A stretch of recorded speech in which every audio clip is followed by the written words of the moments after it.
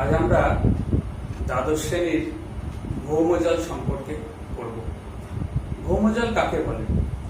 সাধারণ ভাষায় বলা যায় ভূপৃষ্ঠের যে জল ভূঅভ্যন্তর বা ভূগর্ভে প্রবেশ করে সেই ভূগর্ভের সব ধরনের জলকেই ভৌমজল বলা হয়।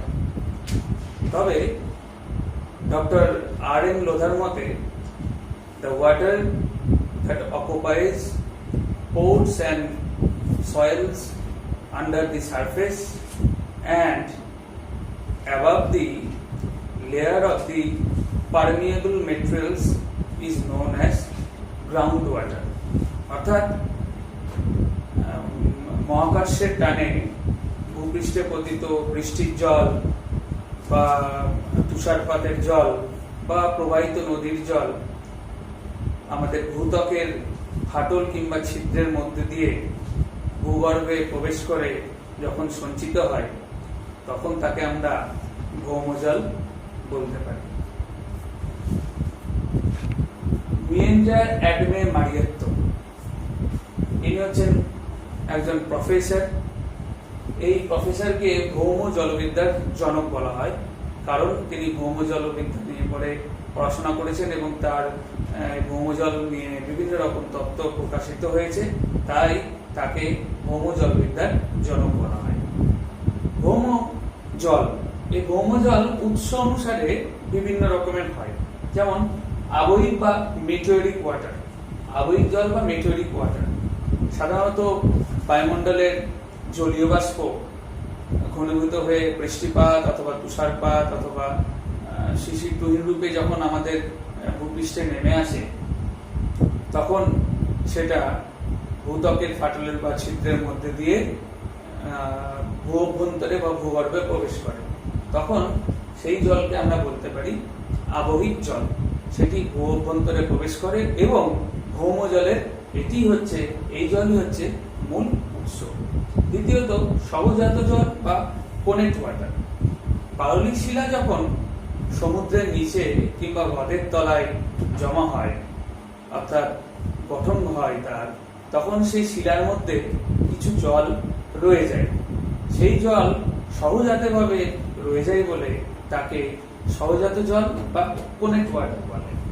উৎসন্দ জল বা ম্যাগনেটিক ওয়াটার। ভূগর্ভের ম্যাগমা যখন আমাদের ভূপৃষ্ঠে অগ্নুদ্গমনের মাধ্যমে উঠে আসে তখন সেই ম্যাগমার উষ্ণতা 50 থেকে 500 ডিগ্রি সেন্টিগ্রেড হতে পারে। তখন সেই জল বাষ্পের রূপে থাকে। সেই জল যখন ঠান্ডা হয়ে সেই বাষ্প যখন ঠান্ডা হয়ে জল রূপে ধারণ করে এবং ভূগর্ভে অবস্থান করে তখন তাকে আমরা সাধারণত উৎসন্দ জল বলি। এই জল ভূগর্ভের অনেক নিচে সৃষ্টি হলে তাকে প্লুটোনিক জল বলে এবং যখন এটা অনেকটা উপরে অবস্থান করতে পারে মায়ের সাথে। আবার এই জল যেহেতু পৃথিবীতে ম্যাগমা অনেক পৃথিবীর শুরুর দিকে পৃথিবীর সৃষ্টির সময়ে এই জল সৃষ্টি হয়েছে বলে একে প্রাথমিক জলও বলা হয়ে থাকে। এরপরে মহাসাগরীয় বা ওশেনিক ওয়াটার।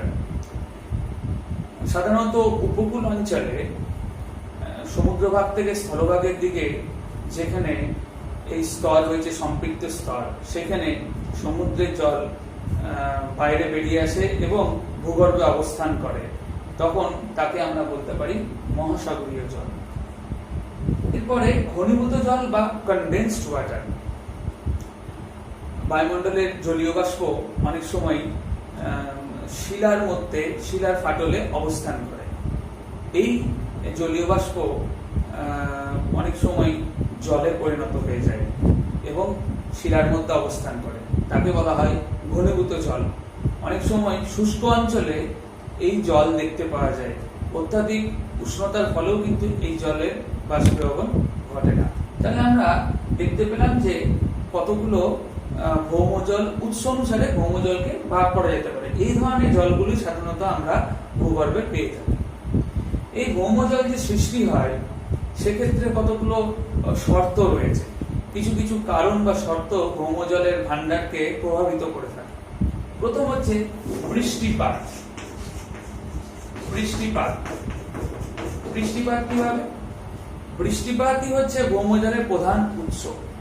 যে অঞ্চলে বৃষ্টিপাত বেশি হয় বা যে ঋতুতে বৃষ্টিপাত বেশি হয় সেই ঋতুতে ভৌমজলের ভান্ডার বেড়ে যায়, এবং যে ঋতুতে কম হয় বৃষ্টিপাত সেই ঋতুতে ভৌমজলের ভান্ডারটা কমে যায়, এবং যে ঋতুতে বৃষ্টিপাত বেশি হয় সেই ঋতুতে ভৌমজলের ভান্ডার বেড়ে যায়। যেমন বর্ষাকালে বৃষ্টিপাতের পরিমাণ বেশি হয়, তাই বর্ষাকালে ভৌমজলের ভান্ডার অনেক বেশি, কিন্তু শীতকালে বৃষ্টিপাতের পরিমাণ কম বলে শীতকালটা শুষ্ক হয় এবং ভৌমজলের ভান্ডারটাও কম হয়ে থাকে।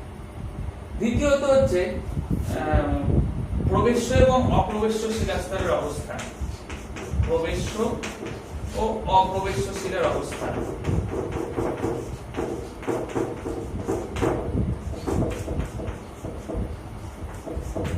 প্রবেশ্য ও অপ্রবেশ্য শিলার অবস্থান। সাধারণত প্রবেশ্য শিলার মাধ্যমে জল ভূত্বকের ফাটলের মাধ্যমে নিচের দিকে যায়, এবং প্রবেশ্য শিলার নিচে অপ্রবেশ্য শিলাস্তর থাকলে পরে সেই জলটা আটকে যায় এবং সঞ্চিত হয়। তাই অবশ্যই প্রবেশ্য এবং অপ্রবেশ্য শিলাস্তরের প্রয়োজন রয়েছে। এরপর হলো সছিদ্রতা এবং প্রবেশ্যতা। 3 নম্বর পয়েন্ট, সছিদ্রতা এবং প্রবেশ্যতা।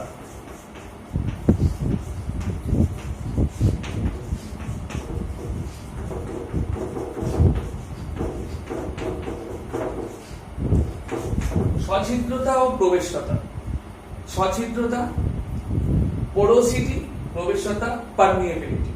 তো এই সছিদ্রতা কাকে বলে আমরা অনেক সময় দুটোকে গুলিয়ে ফেলি, তাহলে খুব ভালো করে জানা দরকার। সছিদ্রতা মানে শিলা বা মৃত্তিকার যে কণাগুলো থাকে সেই কণাগুলো অনেকটা একসাথে থাকে, কিন্তু তা সত্ত্বেও তার মাঝে মাঝে অনেক ফাঁক থেকে যায়।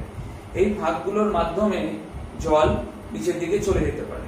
তাই কোন শিলা বা মৃত্তিকাতে এই যে ফাঁক বা ছিদ্রগুলো রয়েছে তার যে অনুপাত এবং ওই শিলা বা মৃত্তিকার মোট অনুপাতে মোট যে অনুপাত আয়তন তার যে অনুপাত তাকে বলা হয় সছিদ্রতা। আবার বলে দিই, কোন শিলা বা মৃত্তিকার মাঝখানে যে দানাগুলো থাকে তার মাঝখানে যে ছিদ্রগুলো হয় তার মোট অনুপাত এবং ওই শিলা বা মৃত্তিকার আয়তনের মোট অনুপাতকে সছিদ্রতা বলা হয়। প্রবেশ্যতা, কোন শিলা বা মৃত্তিকার মধ্যে দিয়ে কতটা পরিমাণ জল প্রবেশ করতে পারবে সেই ক্ষমতাকে বলা হয় প্রবেশ্যতা।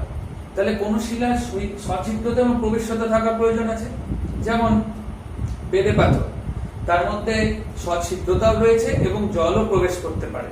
সেই জন্য কি হয় না, তার ভেতর দিয়ে জল ভেতর দিকে যেতে পারে, ভৌমজলের ভান্ডার বেশি হয়। কিন্তু যেমন যদি কাদা পাথর দেখা হয় সেটা কি হয় না, তার সছিদ্রতা রয়েছে, অর্থাৎ তার মধ্যে ছিদ্র আছে, তার মধ্যে জল আবদ্ধ অবস্থায় থাকতে পারে, কিন্তু সেগুলো ভেতর দিকে, তার প্রবেশ্যতা খুব কম, তাই সেগুলো নিচের দিকে যেতে পারে না। তাহলে সছিদ্রতা ও প্রবেশ্যতা এটা আলাদা করে করতে হবে এবং এই পয়েন্টটা ইম্পর্টেন্ট। চতুর্থত বাষ্পীভবন। সাধারণত দেখেছি মরু অঞ্চলে বেশি উষ্ণতার জন্য বাষ্পীভবন পরিমাণটা খুব বেশি হয়। তার ফলে বাষ্পীভবন বেশি হলে পরে ভৌমজলের পরিমাণটা কমে যায়, বাষ্পীভূত হয়ে যায়। সেই জন্য সাধারণত মরুভূমি অঞ্চলে বাষ্পীভবনের পরিমাণ বেশি হওয়ার জন্য ভৌমজলের পরিমাণও কম হয়। এছাড়া ভূমির ব্যবহার, যেমন গ্রামাঞ্চলে কৃষিকার্য বেশি করা হয়, তার ফলে সেখানে জমি কর্ষণ করা হয়, ফলে ছিদ্র তৈরি হয়। এছাড়া জল দেওয়া হয় বা বৃষ্টিপাতের ফলেও গ্রামাঞ্চলের মাটি দিয়ে বেশি জল ভেতরে যায় বলে সেখানে ভৌমজলের ভান্ডারটা বেশি। কিন্তু শহরাঞ্চলে রাস্তাঘাট, পাকা রাস্তাঘাট হয়, বাড়িঘর বেশি থাকার জন্য সেখান দিয়ে জল নিচের দিকে প্রবেশ করতে পারে না। তার ফলে গ্রামের থেকে তুলনায় শহরে ভৌমজলের ভান্ডারটার পরিমাণও কম হয়। তাহলে আমরা ভৌমজলের যে কতগুলো শর্ত রয়েছে সেগুলো আমরা পেলাম। এইবারে ভৌম জল স্তরের শ্রেণীবিভাগ।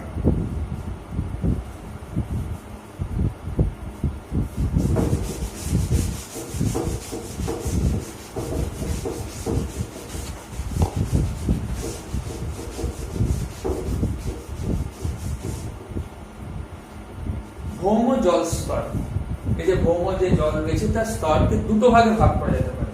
একটা হচ্ছে সম্পৃক্ত স্তর, একটা হচ্ছে সম্পৃক্ত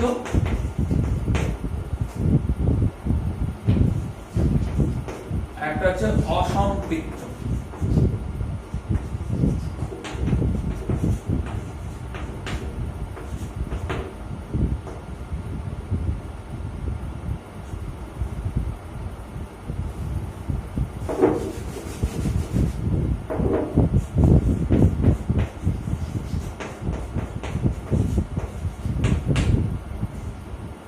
একটা সম্পৃক্ত আর একটা অসম্পৃক্ত স্তর।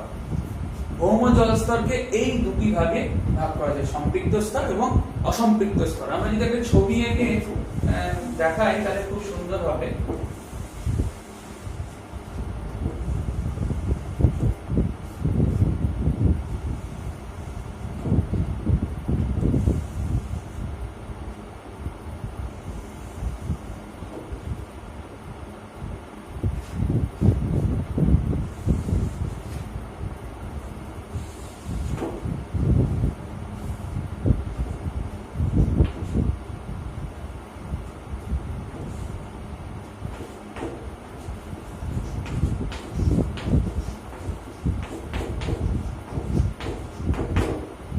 মৃত্তিকা স্তর,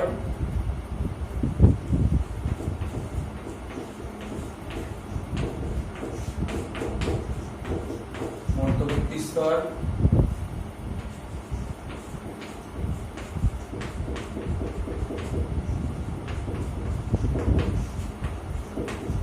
ক্যাপিলারি স্তর,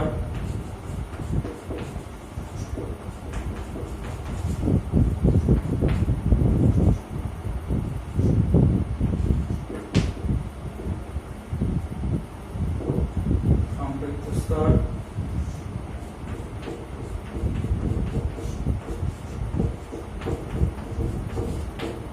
অপ্রবেশ্য শিলাস্তর।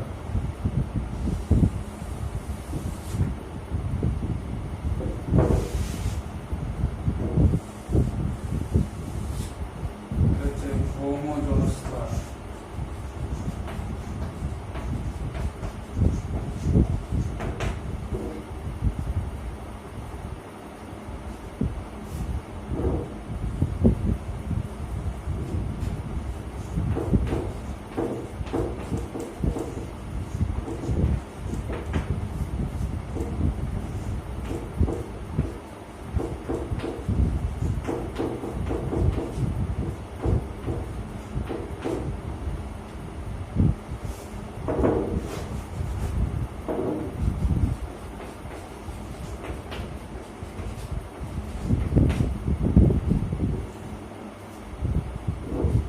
ভূপৃষ্ঠ,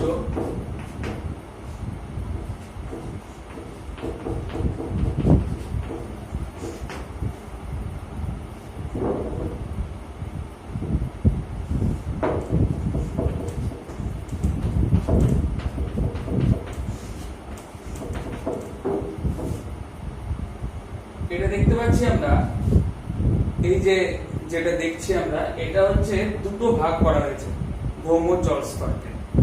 এই ভৌম জলস্তরটিকে দুটো ভাগে ভাগ, কি অসম্পৃক্ত স্তর আর সম্পৃক্ত স্তর। এই সম্পৃক্ত স্তরটিকে আবার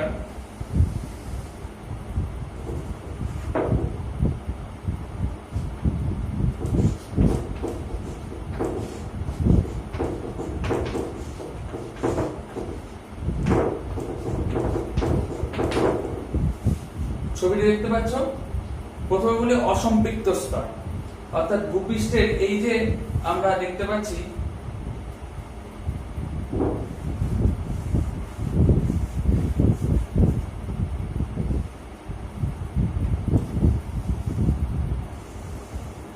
এই যে আমরা দেখতে পাচ্ছি এই যে তিনটে স্তর এত দূর অব্দি রয়েছে। সাধারণত ভূপৃষ্ঠ থেকে নিচের দিকে যে অগভীর স্তরে জল স্থায়ীভাবে থাকতে পারে না বা স্তরটা সম্পৃক্ত অবস্থায় থাকতে পারে না, সেই স্তরটাকে বলা হয় অসম্পৃক্ত স্তর।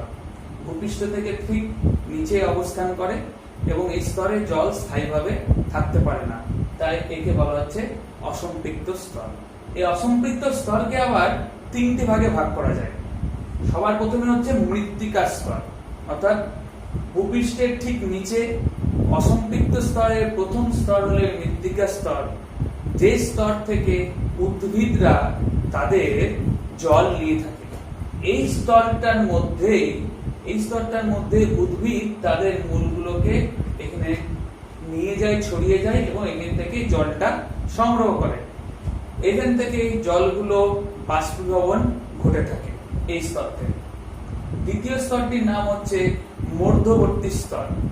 এই মধ্যবর্তী স্তর হলো মৃত্তিকা স্তর এবং ক্যাপিলারি স্তরের মধ্যবর্তী অংশ, এবং এইখানে বায়ু এবং জলের পরিমাণটা বেশি, বিশেষ করে বায়ুর পরিমাণ বেশি, তাই এখানে জল ওঠানামা করে। এই মধ্যবর্তী স্তরে ঋতু অনুযায়ী এই স্তরে জল ওঠানামা করে। বর্ষাকালে এই স্তরে জলের পরিমাণ বৃদ্ধি পায়, আবার গ্রীষ্মকালে এই স্তরে জলের পরিমাণ কমে যায়। তৃতীয় যে স্তরটির নাম সেটা হচ্ছে ক্যাপিলারি স্তর বা কৌশিকী স্তর বলা যেতে পারে। এই স্তরে কি হয় না, এই স্তর থেকে জলগুলো উপর দিকে উঠতে থাকে, এবং এই স্তরটি হচ্ছে সম্পৃক্ত স্তরের আগের স্তর এবং অসম্পৃক্ত স্তরের শেষ স্তর। এই স্তরে কিছু সরু সরু একদম চুলের মতো সরু পাইপের মতো থাকে বা নলের মতো থাকে, যেগুলো দিয়ে জল উপর দিকে উঠতে থাকে। এই স্তরটার নাম হচ্ছে ক্যাপিলারি স্তর বা কৌশিকী স্তর। এই স্তর থেকে জল উপর দিকে ওঠে। এই তিনটে স্তরকে একত্রে আমরা বলতে পারি ভাদস স্তর। এই ভাদস কথাটা এসেছে ল্যাটিন শব্দ, ল্যাটিন যে শব্দ হয় সেই ল্যাটিন শব্দ ভাদোদাস থেকে। ভাদোদাস, যে ভাদোদাসের অর্থ হলো অগভীর।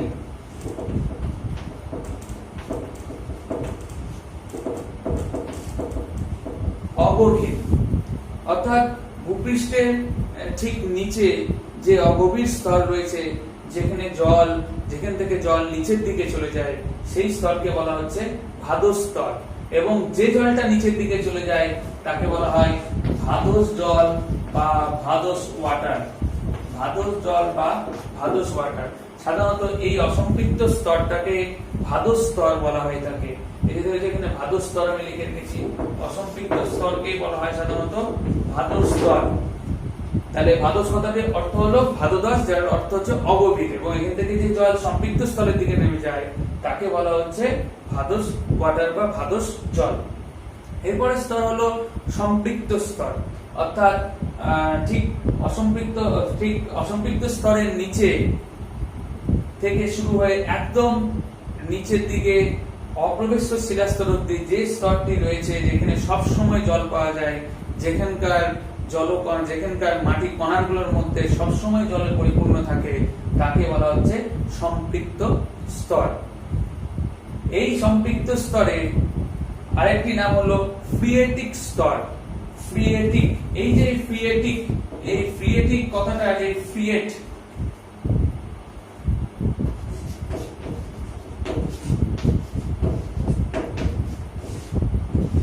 ফ্রিয়েট কথাটা হচ্ছে গ্রিক শব্দ। গ্রিক শব্দ ফ্রিয়েট, গ্রিক অর্থাৎ এর গ্রিক ফ্রিয়েটের কথা অর্থ হলো কি কূপ। এই ফ্রিয়েটিক স্তর নামটা এসেছে ফ্রিয়েট কথা থেকে, যেটি গ্রিক শব্দ, যার বাংলা অর্থ হলো কূপ। অর্থাৎ এই অঞ্চল থেকে মানুষরা কূপ খনন করে ভৌমজলকে উপর দিকে নিয়ে যেতে পারে, এবং সবসময় এই স্তরে জলের ভান্ডার নিয়মিতভাবে থাকে, পাওয়া যায় জল, তাই এই স্তরকে বলা হয় সম্পৃক্ত স্তর। এই স্তরের কে আবার দুটো ভাগে ভাগ করা যায়, স্থায়ী এবং সাময়িক। যদি আমরা একটা ছবি আঁকার মাধ্যমে দেখাই তাহলে বুঝতে পারবে যে এই স্তরে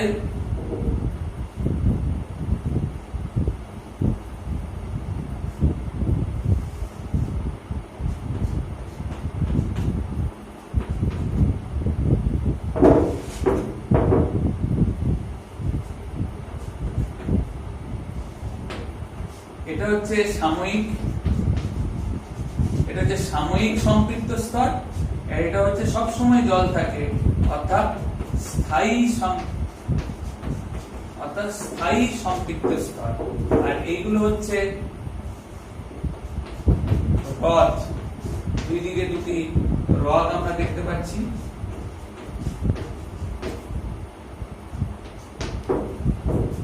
সাধারণত এই যে সাময়িক যেটা উপরে রয়েছে, একদম সম্পৃক্ত স্তরের একদম উপরে রয়েছে সাময়িক সম্পৃক্ত স্তর, যেখানে সাধারণত ঋতুভেদে জলের পরিমাণের পার্থক্য হয়ে থাকে। বর্ষাকালে বেশি হয় জলটা এবং গ্রীষ্মকালে বা শীতকালে জলের পরিমাণটা কমে যায়। স্থায়ী সম্পৃক্ত স্তরে সবসময় জল থাকে এবং এখানে জল সবসময় পাওয়া যায়। এর যে উপরের লেভেলটা সবসময় সেটা জলের মধ্যে থাকে বলে এখানে জলটা কখনোই শেষ হয় না। কূপ খনন করলে পরে এই স্থায়ী সম্পৃক্ত স্তর থেকে সবসময় জল পাওয়া যায়। তাহলে আমরা এখানে যে ভৌম জল স্তর সেটা দেখতে পেলাম। এই ভৌম জল স্তরকে তাহলে দুটো ভাগে ভাগ করা গেল। এরপরে আমরা যাব, এই ছবিটা ভালো করে করতে হবে। ছবিটা জেনে নিলে পরে বলতে সুবিধা হবে, লিখতে সুবিধা হবে এবং এই ছবিটা দিতে হবে অবশ্যই। এরপরে আমরা যাব অ্যাকুইফারে যাব। এবার আমরা অ্যাকুইফার অর্থাৎ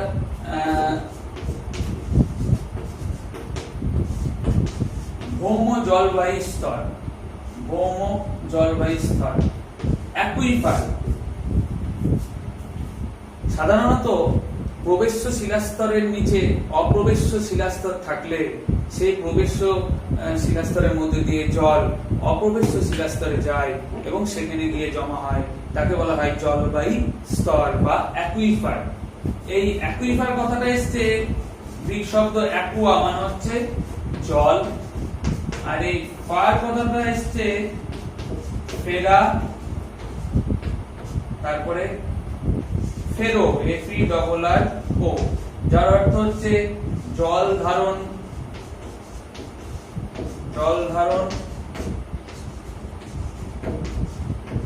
করতে পারি। তাহলে যে স্তরে জল ধারণ করতে পারে সেই স্তরকে বলা হয় অ্যাকুইফার বা জলবায়ু স্তর। অ্যাকুয়া অর্থাৎ জল এবং ফেরা থেকে ফেরো, যার অর্থ হতো জল ধারণ করতে পারে। অর্থাৎ যে স্তর জল ধারণ করতে পারে তাকে বলা হচ্ছে অ্যাকুইফার। এই অ্যাকুইফারকে আবার বা জলবায়ু স্তরকে আবার কতগুলো ভাগে ভাগ করা যায়। যেমন প্রথমে হচ্ছে মুক্ত বা ওপেন। মুক্ত বা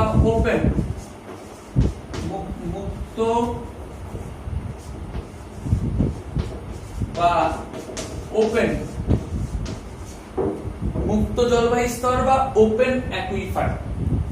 সাধারণত কোন অপ্রবেশ্য শিলাস্তরের উপরে যদি কোনো প্রবেশ্য শিলাস্তর থাকে তাহলে পরে কি হয় না, প্রবেশ্য শিলাস্তর থাকার ফলে জল সেখানে স্বাধীনভাবে উপরে ওঠানামা করতে পারে। তার ফলে কি হয় না, এখানে ওঠানামা করার ফলে এখানে জল সব সময় পাওয়া যায়, এখানে জল স্বাধীনভাবে অবস্থান করে।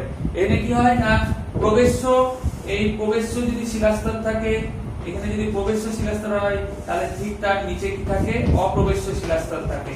অর্থাৎ জল এখানে স্বাধীনভাবে ওঠানামা করতে পারে এবং এই স্তরের নিম্ন সীমা ভৌম জলের সম্পৃক্ত স্তরের ঊর্ধ্ব সীমাতে থাকে। তার ফলে এই স্তরটাতে সাধারণত সব সময় জল থাকে, তাই একে বলা হয় মুক্ত বা ওপেন অ্যাকুইফার।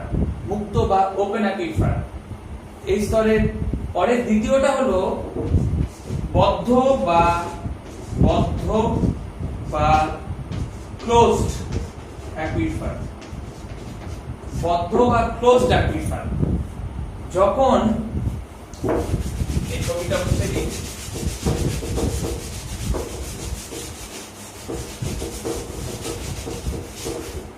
যখন দুটো অপ্রবেশ্য শিলাস্তরের মাঝখানে প্রবেশ্য শিলাস্তর অবস্থান করে ধনুকের মতো আকৃতি সহকারে, তখন তাকে বলা হয় বদ্ধ বা ক্লোজড অ্যাকুইফার।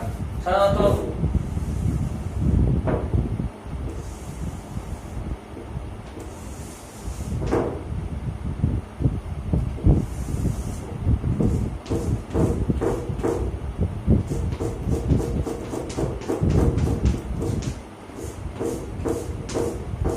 এই যে দুটি অপ্রবেশ্য শিলাস্তর আর তার মাঝখানে প্রবেশ্য শিলাস্তর, এই যে যখন দুটো অপ্রবেশ্য শিলাস্তরের মাঝখানে প্রবেশ্য শিলাস্তর ধনুকের মতো অবস্থান করবে, তখন তাকে আমরা বলতে পারি বদ্ধ বা ক্লোজড অ্যাকুইফার।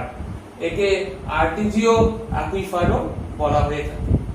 তৃতীয় হলো সাময়িক, সাময়িক স্থানীয়। তৃতীয় হলো স্থানীয়,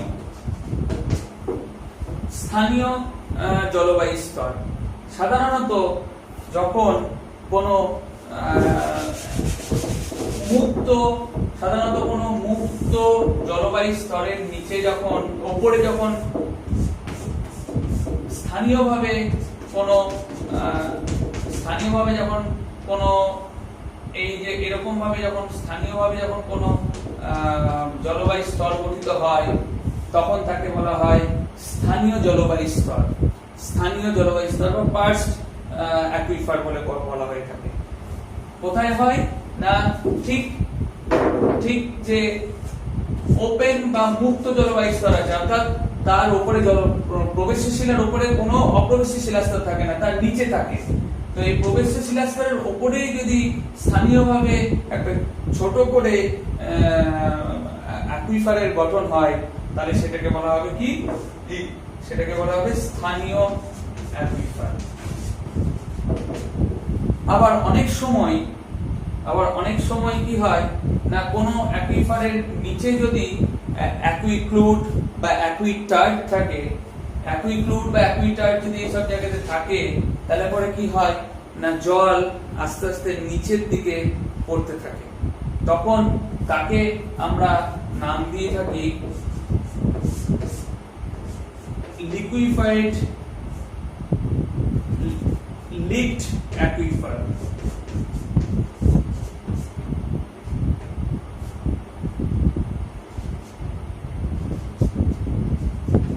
তখন তাকে আমরা বলি লিকড অ্যাকুইফার, অর্থাৎ ধীরে ধীরে ছুঁয়ে যদি জল নিচের দিকে পড়তে থাকে, তখন সেজন্য তখন আমরা বলছি লিকড অ্যাকুইফার। যখন সাধারণত কখন সৃষ্টি হয় না, প্রবেশ্য শিলাস্তরের নিচে যদি অ্যাকুইক্লুড বা অ্যাকুইটার্ড থাকে সেই সময়। আবার আমরা আগে দেখেছিলাম যে সম্পূর্ণ বদ্ধ অ্যাকুইফারও দেখতে পাওয়া যায়। সম্পূর্ণ বদ্ধ অ্যাকুইফার কখন সৃষ্টি হয় না, কোন অ্যাকুইফারের নিচে যদি কোনো প্রবেশ্য শিলাস্তর, তার নিচে অপ্রবেশ্য শিলাস্তর, এবং তার নিচে যদি একদম সম্পূর্ণভাবে অ্যাকুইটার্ড, অ্যাকুইক্লুড এবং অ্যাকুইফিউজ থাকে, তখন কি হয়, জল নিচের দিকে আর আসতে পারে না। একে বলা হয় সম্পূর্ণ বদ্ধ জলবায়ু স্তর। এবং শেষ আদর্শ জলবায়ু স্তর কোনটা না, যখন একটি জলবায়ু স্তরের মধ্যে, অ্যাকুইফারের মধ্যে ভৌম জলের পরিমাণ এবং প্রবাহ সমান হয়ে থাকে, তখন তাকে বলা হয় আদর্শ জলবায়ু স্তর।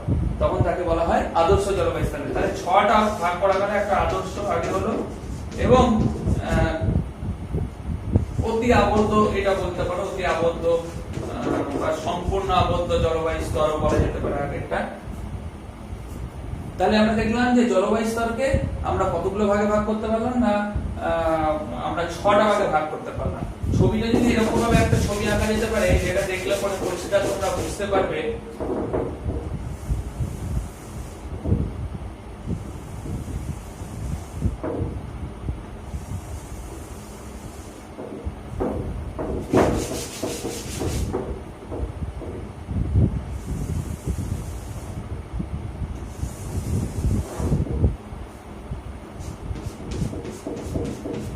এটা মনে করো প্রবেশ্য শিলাস্তর, এটা মনে করো অপ্রবেশ্য শিলাস্তর, আবার একটা প্রবেশ্য শিলাস্তর,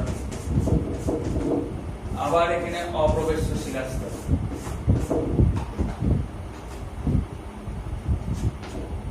এটা হচ্ছে প্রবেশ্য, এটা অপ্রবেশ্য, এটা আবার প্রবেশ্য, এটা অপ্রবেশ্য। তাহলে এটা হচ্ছে কি মুক্ত,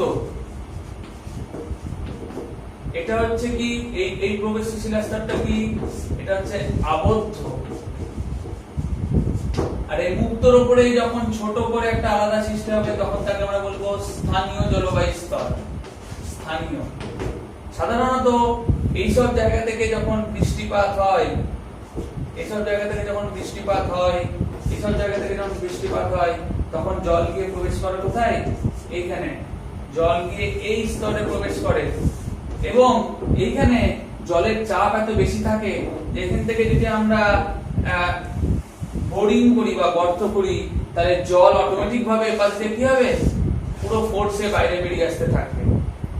এখান দিয়ে এই যে আবদ্ধ যে স্তর রয়েছে, এই যে যেটা আপনি বলেছি আবদ্ধ জলবায়ু স্তর, এটাতে জলগুলো এত চাপে থাকে দুদিকে অপ্রবেশী শিলাস্তরের চাপে, যে এখানে যদি আমরা গর্ত করি তাহলে জল অটোমেটিক ভাবে বেরিয়ে আসতে থাকবে। তাহলে এইগুলো আমরা জানলাম। তবে আরো কিছু শব্দ আছে যেগুলো তোমাদের পরীক্ষায় আসতে পারে, যেমন অ্যাকুইক্লুট।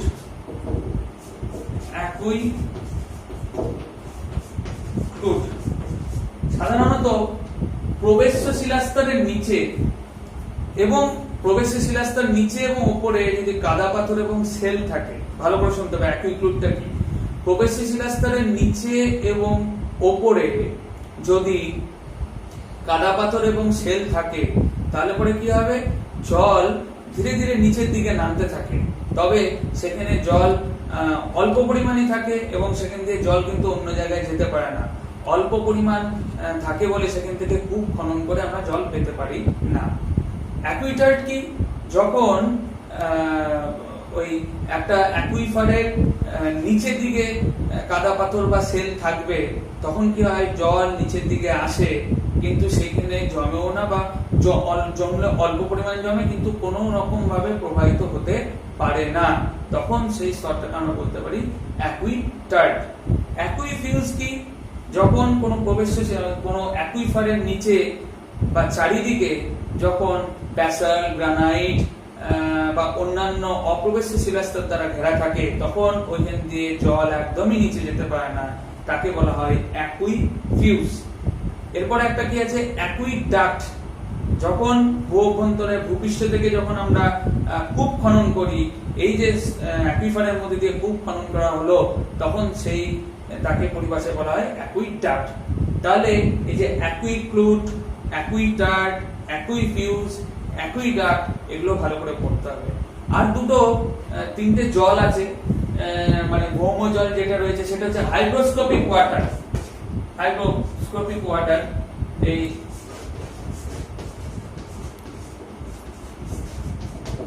সাধারণত বায়ুমণ্ডলে অবস্থিত জলীয় বাষ্প ঘনীভূত হয়ে শিলার মধ্যে অবস্থান করে, তখন তাকে বলা হয় hygroscopic water.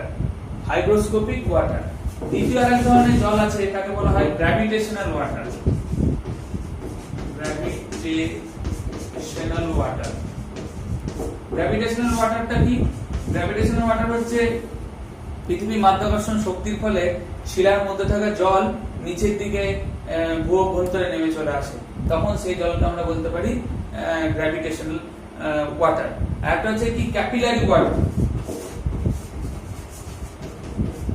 Capillary water. Capillary ওয়াটারটা কি হয় না, ওই যে আমরা দেখেছি ওই অসম্পৃক্ত স্তরের শেষ স্তর, সেখান থেকে জল কি হয় না ওপর দিকে সরু সরু একদম চুলের মতো নল থাকে, সেই নলের মাধ্যমে ওপর দিকে চলে যায়, সেই জন্য এটাকে বলা হচ্ছে ক্যাপিলারি ওয়াটার। তো এই তিনটে জল আমরা দেখতে পেলাম। আগে আমরা ভৌম জলের উৎসর ক্ষেত্রে দেখেছিলাম, উৎস অনুযায়ী ভাগ দেখেছিলাম। আরো তিনটে জল, হাইগ্রোস্কোপিক ওয়াটার, গ্র্যাভিটেশনাল ওয়াটার এবং ক্যাপিলারি ওয়াটার, এই তিনটে আমরা দেখতে পেলাম।